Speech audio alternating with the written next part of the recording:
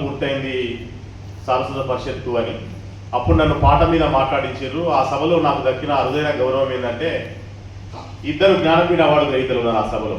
Doctor C Narayana Reddy గారు సభాధ్యక్షులు, అట్లాగే ఇంకొక జ్ఞానపీఠ అవార్డు గ్రహీత రావురి భరద్వాజ గారు ఉన్నటువంటి ఆ సభలో నేను ప్రసంగించే అవకాశం నాకు చెన్నై సార్ కల్పించారు. సార్కి మీ అందరి పక్షాన ధన్యవాదాలు. తర్వాత రెండోసారి నేను ఢిల్లీలో కేంద్ర సాహిత్య అకాడమీ యువ పురస్కారం అవార్డు తీసుకొని వచ్చి రావడంతో పెద్దింటి అశోక్ కుమార్ అన్న ఆధ్వర్యంలో కథ వర్క్షాప్ జరుగుతున్నాయి ఇందులో. అప్పుడు నేను కథ మీద మాట్లాడినా, ఇవాళ నేను కవిత్వం మీద మాట్లాడుతున్నా. నాకు ఈ అవకాశం ఇచ్చినందుకు సారస్వత పరిషత్కి, చెన్నై సార్కి, ఎల్లూరి శివారెడ్డి సార్కి, వీళ్ళందరికీ కూడా నా పేరున ధన్యవాదాలు తెలియజేస్తూ, సభలో ఆత్మీయులైనటువంటి కవులు, పెద్దలు, కాంచనపల్లి గోవర్ధన్ సారు మాకంటే ముందు ఇక్కడ చాలా అద్భుతంగా ప్రసంగించి ఉన్నారు, వారికి, నాకు ఇష్టమైన కవి అన్న వనపట్ల సుబ్బయ్య గారు ఉన్నారు, దాసరి లక్ష్మణ ఉన్నారు, పెద్దలు సుదర్శన్ గారు అందరూ ఉన్నారు, వాళ్ళందరికీ కూడా పేరున ధన్యవాదాలు.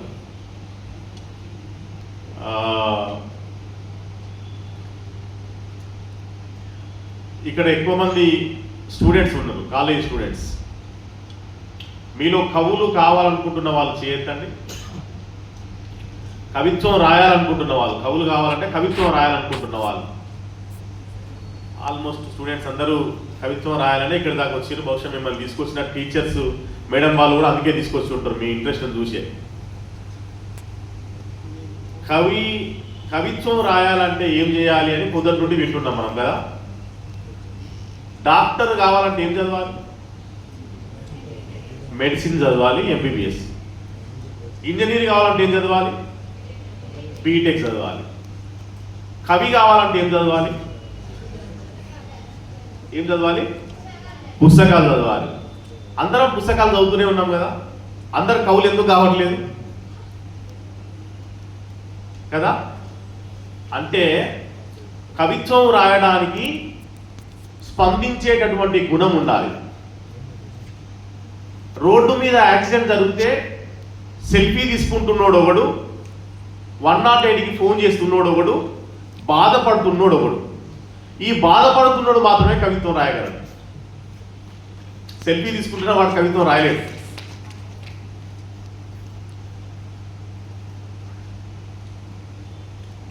అసలు కవిత్వం ఎక్కడ ఉంటుంది? కవిత్వం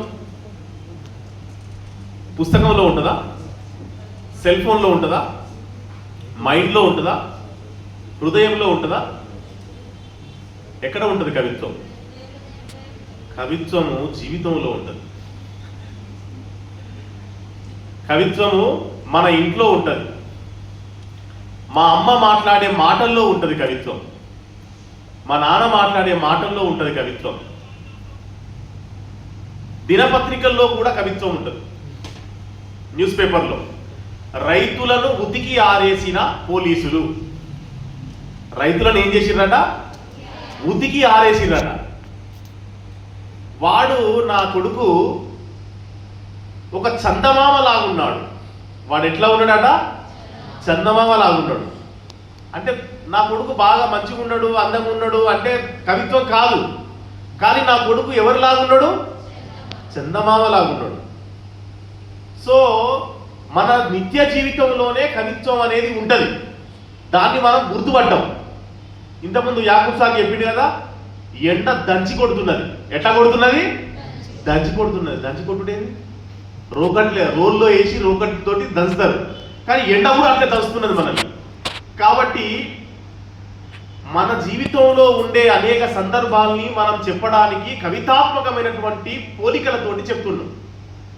అక్కడ కవిత్వం ఉన్నది. కాకుంటే మనకు ఉండే బిజీ లైఫ్ వల్ల మనం దాన్ని పట్టించుకోం కదా. మన సమాజంలో క్యాస్ట్ కూడా ఉన్నది. నేను క్యాస్ట్ మీద ఒక కవిత రాసిన. ఏమని రాసిన అంటే, వెలివాడ నన్ను వీడని నెట్వర్క్, వెలివాడ నన్ను వీడని నెట్వర్క్, సెల్ నెట్వర్క్ ఉంది కదా, కులం నా వెంట నడిచే వైఫై. వెలివాడ నన్ను వీడని నెట్వర్క్, కులం నా వెంట నడిచే వైఫై అని కవితాత్మకంగా చెప్పే ప్రయత్నం చేసిన. ఉత్తగా చెప్తే కవిత్వం కాదు కదా. మా గజ్జల రామకృష్ణ ఉన్నాడు, తను తక్కువ చదువుకున్నాడు కానీ అద్భుతమైన కవిత్వం రాస్తున్నాడు. ఎట్లా సాధ్యమవుతున్నది అంటే జీవితాన్ని కాసి వడబోసి ఆ అనుభవంలో నుండి దాన్ని కవిత్వం చేసే ప్రయత్నం చేస్తే కవిత్వం వస్తున్నది. కాబట్టి మీరు ఇవాళ మీ తరగతి క్లాసులన్నీ బంద్ చేసుకొని ఇవాళ సారస్వత పరిషత్కి వచ్చిళ్ళు అంటే మీరు ఇవాళ ఇక్కడ కవిత్వం నేర్చుకునేటటువంటి ప్రయత్నం ఏదో చేయబోతున్నారు. పొద్దున సిద్ధారెడ్డి సార్ మాట్లాడాడు, కాంచనపల్లి గోవర్ధన్ సార్ మాట్లాడాడు, మా చెన్నయ్య సార్ మాట్లాడాడు, ఎల్లూరు శివారెడ్డి సార్ మాట్లాడాడు, అట్లాగే యాకూబ్ సార్ మాట్లాడాడు. వీళ్ళందరూ మాట్లాడిన తర్వాత మీరు ఇంటికి పోయినాక ఏం చేయాలి? కవిత రాయాలి కదా. కవిత రాయకుండా ఈ చెవితో వదిలేసిన అనుకో కవిత్వం నేర్చుకున్నట్టు కాదు. ఇంతకన్నా చెన్నయ్య సార్ ప్లాన్ చేసి 2 నెలల నుండి 3 నెలల నుండి వచన కవిత శిబిరం పెట్టాలి, అధ్యయన శిబిరం పెట్టాలని పెట్టిన దానికి సార్థకత ఏంది అంటే మీరు కవిత్వం రాయడంలో మాత్రమే ఉంటుంది కదా. సో నాకు ఇచ్చినటువంటి అంశము కవిత్వం దృక్పథం. దృక్పథం అంటే ఏంది?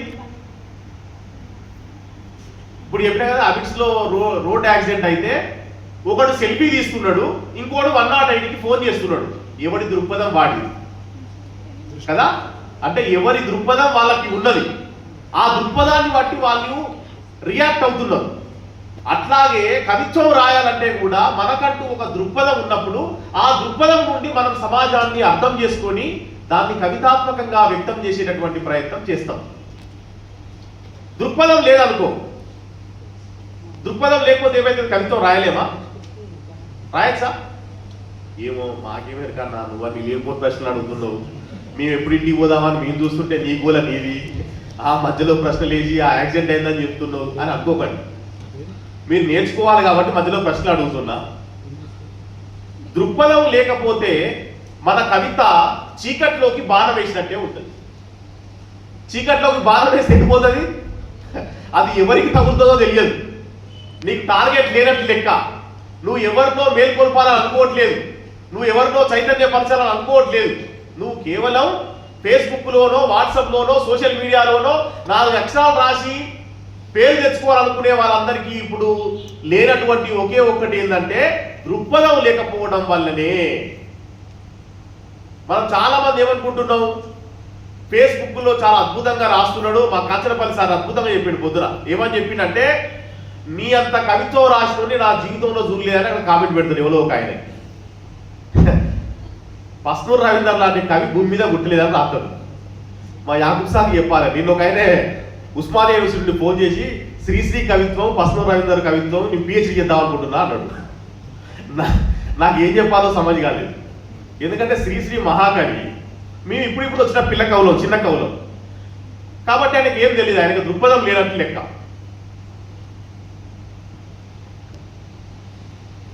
కాబట్టి మనం చీకట్లోకి బాణం వేసినట్టు కాకుండా మనం చేయాల్సినటువంటి పని ఏంటంటే మనకంటూ ఒక దృక్పథం ఉండాలి. ఈ సమాజం పట్ల మనకు దృక్పథం ఉండాలి, ఈ సాహిత్యం పట్ల మనకు దృక్పథం ఉండాలి, ఈ ప్రపంచం పట్ల మనకు దృక్పథం ఉండాలి, ఈ సమాజ గమనం పట్ల మనకు ఒక దృక్పథం ఉండాలి. ఉన్నప్పుడు మాత్రమే మనకు విషయాలన్నీ చాలా స్పష్టంగా అర్థమైంది. మీరు పుష్ప 2 సినిమా చూసిన వాళ్ళు ఉన్నారు ఎవరన్నా? చూడలేదు, మంచి పని చేశారు, చూడకపోవడే మంచిది. ఆ సినిమా చూస్తే చాలా మంది అల్లు అర్జున్ ఫ్యాన్స్ ఇంకొకరు ఏమనుకుంటారంటే చాలా గొప్పగా ఉన్నది, అద్భుతంగా ఉన్నది సినిమా అని చెప్పి అనుకుంటారు. కానీ దృక్పథం ఉన్నోడికి ఏమర్థమైందంటే, అరే ఎర్రచందనం దొంగతనం చేసే స్మగ్లరు కూడా హీరోనేనా? ఇది రాజ్యాంగానికి వ్యతిరేకం కదా, ఇది రాజ్యాంగానికి వ్యతిరేకం కదా. ఎర్రచందనం దొంగతనం చేస్తే వాడు హీరో ఎట్లా అవుతాడు? మరి 700 కోట్లు వసూలు చేసిందట. ఎట్లా చూస్తున్నారు ఈ జనాలంతా? మీరు చూడలేదు కాబట్టి అందుకే మంచోళ్ళు అన్న నేను. కాబట్టి ఆ హీరో ఫ్యాన్స్ అందరూ ఏమనుకుంటారు, చాలా గొప్పగా ఉన్నది సినిమా, చాలా గొప్పగా ఉన్నది అనుకుంటారు. ఎందుకు? వాళ్ళకు దృక్పథం లేదు. అదే మనకు దృక్పథం ఉంటే, ఒరే స్వామి తగ్గేదేలే కాదురా, ఇది రాజ్యాంగము వ్యతిరేకమైనటువంటి విషయము, ఒక దొంగ, ఒక మాఫియా, ఒక స్మగ్లరు హీరో ఎట్లయితాడు అనేటటువంటి ఒక ప్రశ్న మనకు వచ్చే అవకాశం ఉంటుంది. అంటే మనకు విషయాలు అర్థం కావాలంటే మనకంటూ ఒక దృక్పథం ఉండాలి కదా. ఇప్పుడు మీరు చదువుకుంటున్నారు, అమ్మ నువ్వు ఏం చదువుతావు, నువ్వు ఏమవుతావు? నేను లెక్చరర్ అవుతా. ఎందుకు నువ్వు లెక్చరర్ అవుతావు? నువ్వు ఎందుకు టీచర్ కావాలనుకుంటున్నావు అని అంటే, టీచర్ అనేవాడు ఈ సమాజాన్ని జ్ఞానం వైపు పయనింపజేస్తాడు అనేటటువంటిది ఒక దృక్పథం. ఆ దృక్పథం లేకపోతే నువ్వు ఏమవుతావో నీకు క్లారిటీ ఉండదు. అట్లాగే మన సాహిత్యంలో కూడా మనకంటూ ఒక దృక్పథం ఉండాల్సినటువంటి అవసరం ఉంటుంది. సాహిత్యము అంటేనే సమాజ హితం కోరుకునేది అనే ఒక మాట ఉన్నది. కాబట్టి మనం రాసేటటువంటి రాతకి మనకంటూ ఒక దృక్పథం ఉండాలి. అయితే ముందు ఇక్కడ ఒక టైటిల్ ఉన్నది, వచన కవిత్వ అధ్యయన శిబిరం అని ఉన్నది. వచన కవిత్వం అని ఉన్నది. ఇక్కడ వచన కవిత్వం కాకుండా వేరే కవిత్వం ఉందా? మా కవులకు తెలుసు, వాళ్ళని అడగట్లే. నేను ఓన్లీ విద్యార్థులను దృష్టిలో పెట్టుకొని మాత్రమే మీకు ఉపయోగపడాలనే నా మాటలు మాట్లాడుతున్నాను. పద్య కవిత్వం అని ఒకటి ఉన్నది, గద్య కవిత్వము అని ఒకటి ఉన్నది. సో ప్రాచీన కవిత్వం అంతా పద్య కవిత్వంలో అలంకారాలు, ఛందస్సులు వాటన్నిటిని ఉపయోగించి రాసి ఒక్క అక్షరం ఎక్కువ ఉన్నా, ఒక్క పొల్లు పోయినా సరే ఈ పద్యం తప్పు అని చెప్పినటువంటి సందర్భాలు ఉన్నాయి. మరి ఆ పద్య కవిత్వము ఎప్పటి నుండి ఎప్పటి వరకు కొనసాగింది అని అంటే ప్రాచీన కాలంలో రాజాస్థానాలలో రాజరికపు కాలంలో కొనసాగిందంతా కూడా పద్య కవిత్వమే. మరి ఈ వచన కవిత్వం ఎప్పుడు వచ్చింది, ఈ వచన కవిత్వం ఎప్పుడు మొదలైంది అనేటటువంటి చరిత్ర కూడా బహుశా మీకు పొద్దున వక్తలు చెప్పి ఉంటారు, సిద్ధారెడ్డి సార్ లాంటి వారు. వచనములో రాయడము అనేది ఆధునికత యొక్క లక్షణం. ఏ లక్షణం? ఆధునికత అంటే ఏమిటి? ఆధునికత అంటే ఇంగ్లీష్లో మోడర్నిటీ అంటారు. ఇంతకుముందు ఆరాం కుర్చీ గురించి చెప్పింది కదా మీరు. అట్లాగే ఆధునికత గురించి ఆధునిక కాలంలో వచ్చినటువంటిది రెండో ప్రపంచ యుద్ధ కాలంలో యూరప్లో 1914 నుండి 1918 వరకు సాగినటువంటి ఆ యుద్ధ కాలంలో సామాజికంగా ఉన్నటువంటి అనేక కట్టుబాట్లని ధిక్కరించినటువంటి ఒక చేంజ్ అనేది ఆ టైంలో యూరప్లో వచ్చింది. ఎక్కడొచ్చింది? యూరప్లో వచ్చింది. అంటే ఆ సమాజంలో వచ్చినటువంటి మార్పు ఏదైతే ఉందో అక్కడ సాహిత్యాన్ని కూడా ప్రతిఫలింపజేసింది. సాహిత్యంలో కూడా ఛందస్సు, అలంకారాలు, వ్యాకరణము, రూల్స్ అన్ని పెట్టుకొని రాస్తే మనం రాయలేము, అది కేవలం రాజాస్థానాల వరకే పరిమితమవుతున్నది, అట్లా కాకుండా సామాన్యుల కోసం రాయాలి, ఎట్లాంటి ఆంక్షలు లేకుండా రాయాలి అనేటటువంటి దాన్ని దృష్టిలో పెట్టుకొని రాసిందే ఫ్రీ వర్స్ పోయిట్రీ. ఏం పోయిట్రీ? Free verse. ఫ్రీ అంటే స్వేచ్ఛ, వర్స్ అంటే కవిత్వం. సో స్వేచ్ఛా కవిత్వం రాసేటటువంటి ప్రయత్నము 1914 నుండి 1918 వరకు కొనసాగినటువంటి ఒక చరిత్ర మనకు ఉన్నది. మరి మనకు అంతర్జాతీయంగా వస్తున్నటువంటి విషయాలన్నీ కూడా మన దగ్గర కూడా వాటి ప్రభావం ఉంటుంది కదా. ఎక్కడో అమెరికాలో వాట్సాప్ వాడతాను అనుకో, మనం ఇక్కడ వాట్సాప్ వాడుతున్నామా లేదా? అక్కడ ఫేస్బుక్ జూకెన్బర్గ్ తయారు చేసిన అమెరికాలో, ఇక్కడ మనం ఫేస్బుక్ వాడుతున్నామా లేదా? సో అట్లా అంతర్జాతీయ పరిణామాలు అక్కడ వచ్చినటువంటి దాన్ని దృష్టిలో పెట్టుకొని ఇక్కడ కూడా దాని ప్రభావం కొనసాగి ఇక్కడ ఉన్నటువంటి కవుల్లో కూడా ఆ రకమైన తిరుగుబాటు ఒకటి వచ్చి మన దగ్గర కూడా వచన కవిత్వం అనేది 1930లలో మొదలైంది. చాలా జాగ్రత్తగా వినండి. చైనాలో ఒక సామెత ఉన్నది, మనం ఎక్కడ మొదలయ్యామో తెలియకపోతే మనం ఎక్కడికి వెళ్ళాలో తెలియదా. ఇవాళ చాలా మంది మా భానుప్రకాష్ లాంటి యువ కవులు మంచి కవిత్వం రాస్తున్నారు, పాటలు రాస్తున్నారు. చాలా మంది ఏమనుకుంటారంటే కవిత్వానికి సంబంధించిన లక్షణాలు లేకుంటే కవిత్వానికి సంబంధించిన ఒక చరిత్రను తెలుసుకోకుండానే పుస్తకాలు వేసేటటువంటి పనులు కూడా చేస్తున్నారు. అంటే దాని అర్థమైంది, చీకట్లకు బాధ వేస్తున్నారు. ఏమన్నా కానీ ఎవరికన్నా తగలండి, మాకు సంబంధమే లేదు అనేటటువంటి ఒక గుడ్డెద్దు చేలో పడ్డట్టు అనే ఒక సామెత ఉన్నది కదా మన దగ్గర. సో అట్లా గుడ్డెద్దు చేలో పడ్డట్టే వాళ్ళు పోతున్నారు. కానీ యాజ్ ఏ స్టూడెంట్స్గా మీరు చరిత్రను కనుక తెలుసుకుంటే మీకు ఎన్ని రకాల కవిత్వ ఉద్యమాలు వచ్చినాయి, ఎంత సాహిత్య ఉద్యమం జరిగింది, ఎన్ని రకాల ప్రభావాలు వచ్చినాయి అనేటటువంటి విషయం మనకు అర్థమయ్యేటటువంటి అవకాశం ఉంటుంది. ఇంతకుముందు డాక్టర్ మల్లెగూడ గంగాప్రసాద్ గారు చెప్పేది, కవి యాకూబ్ గారు కవి సంగమం అనేటువంటి ఒక గ్రూప్ నిర్వహించి చాలా మంది కవుల్ని ప్రోత్సహించింది.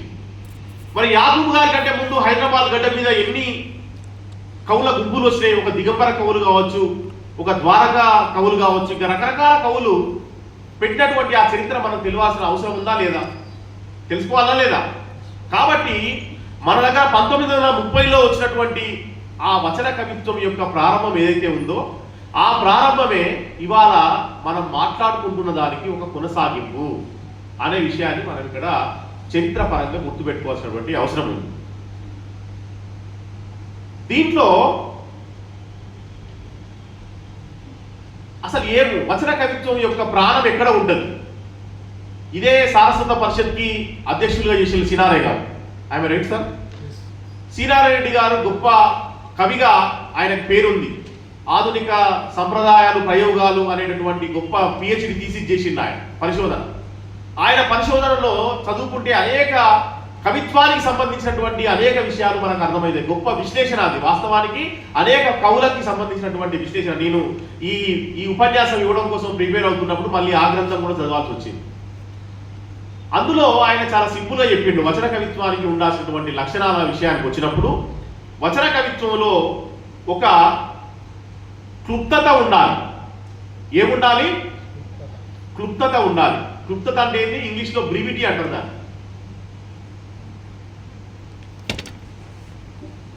మీరు గుర్తుపెట్టుకోండి, చాలా పెద్ద విషయాన్ని చాలా సింపుల్గా చెప్పడమే క్లుప్తత. గ్లోబలైజేషన్ వచ్చిన తర్వాత పల్లె విధ్వంసం జరిగింది. పల్లెలో వృద్ధులు పోయినాయి, పల్లెలో పనులు పోయినాయి, పల్లెలో మానవ సంబంధాలు దెబ్బతిన్నాయి, పల్లెలో రకరకాల పంటలు నాశనం అయిపోయినాయి, ఇవన్నీ చేతి వృత్తులు పోయినాయి అని రకరకాల విషయాలు మనం ఎన్నో చెప్పచ్చు.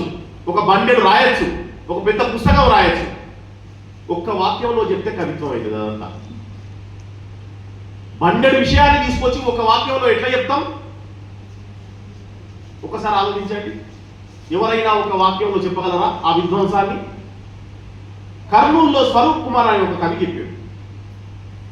ఏమని చెప్పిండయ్యా అంటే, పల్లె ఇప్పుడు తల తెగి పడి కొట్టుకుంటున్న కోడి పిల్ల అన్నాడు. పల్లె ఇప్పుడు తల తెగి పడి కొట్టుకుంటున్న కోడి పిల్ల. ఒక్కటే పోలికలో చెప్పిండు. కోడిని కోసి అక్కడ వేస్తే అది బతకడానికి గిలా గిలా కొట్టుకుంటుంది. ఎప్పుడైనా చికెన్ షాప్ పోయినప్పుడు చూడండి, అది కొట్టుకుంటుంటుంది, బతకాలి బతకాలి బతకాలని. పల్లె కూడా అట్లే ఉండదట సేమ్. దట్ ఈస్ క్లుప్తత, దట్ ఈస్ బ్రివిటీ.